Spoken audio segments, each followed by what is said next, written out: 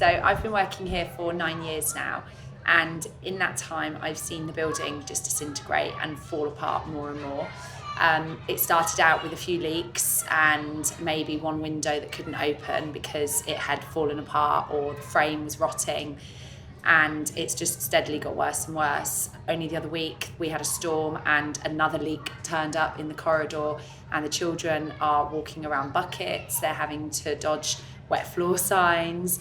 The younger children sometimes slip over on these leaks, and it's hazardous. In the summer, the classrooms are like greenhouses. They heat up incredibly quickly, and in many of the classrooms you can't actually open the windows because they've either had to be nailed shut because the fittings around the windows and the ledges are so dangerous that each time they open another chunk of wood might fall off, or more often than not we try and open the windows but they have just rusted closed. Those are just two of the biggest problems that we have with our building, but those I think are probably the ones that the children themselves suffer the most with as well. They complain of headaches, migraines in the summer because they're too hot in the classrooms. In the winter, they'll be shivering because the gaps in the windows are so enormous that the wind is just whistling straight through. There's no insulation whatsoever. Children who sit at the back of the classrooms right next to the windows actually request to keep their coats on, and we're expecting these children to learn in an environment like this.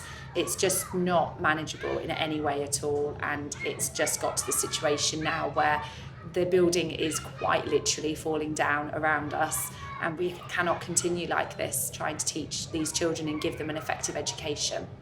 So the new proposal is incredibly exciting, obviously, but it's also got such amazing scope for these children to experience things that they don't experience at home.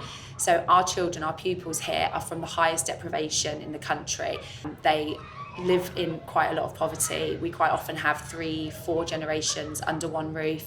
We have some families, they're families of 9 siblings, and they live in a 2-bedroom house.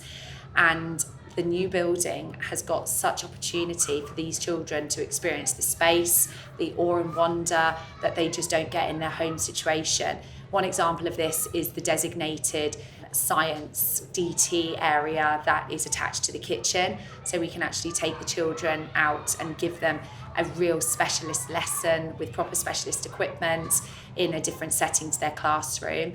We've also obviously got the designated sports hall again, which we don't have right now, so they won't need to worry about not having any sports lessons just because it's wet play or just because lunch has overrun, for example.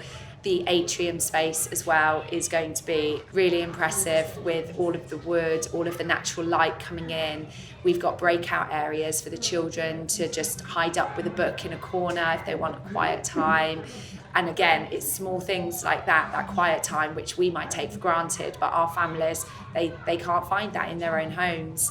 So the new build, I really think, is essential for our pupils because of where they come from and what it is that we're looking to offer them, and also for our staff, because our staff work incredibly hard here to try and keep the children as happy as possible in a failing building, like I said.